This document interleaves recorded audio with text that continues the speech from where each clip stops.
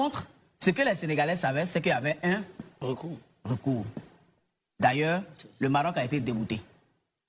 Les Sénégalais ont fait la fête. En première instance, bien sûr. Les Sénégalais ont fait la fête. La CAF était superbe. Après, à ce moment-là. Oui, après il y a cette décision. Ça pose le problème de rester attaché au texte. Pour l'instant, aucun communiqué de la Fédération sénégalaise ne dit, par exemple, que le Maroc n'est pas dans ses droits. Ils dénoncent quand même. Ils dénoncent. Ils ont pris. Vous avez dénoncé. Oui, ils dénoncent. Et tout à l'heure, Élysée. Ils font appel. Le gouvernement a même réagi. Oui, Élysée a dit quelque chose qui m'a plu. Ouais. Et je suis d'accord avec son idée.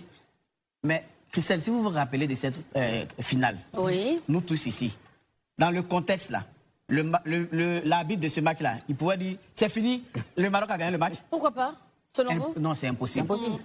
Il ne pouvait pas le faire parce que le chaos qui allait suivre allait être plus grand que la sortie du terrain. Vous avez posé une question qui est très pertinente. Dans les tests, l'arbitre peut arrêter le match. Sauf que son patron, son réalisateur lui fait signe. Continue. Tu continues. Il continue. Parce qu'après tout, quand un match de football a lieu, quand on le récupère, quand il y a une crise concernant ce match, il faut des rapports. C'est ça. Sur le terrain, personne n'agit en même temps. Infantino ne peut pas venir dire sur le terrain, non, ne remettez pas les médailles. Le président de la CAF ne peut pas venir dire, non. On attend d'abord les rapports. Et le rapport de l'arbitre, dans le rapport de l'arbitre, il a mentionné tout ce qui s'est passé. Lui, il voulait arrêter le match. Le patron de la commission de la CAF lui a dit, continue. Il a dit quoi? Continue. Donc, lui, il se désengage.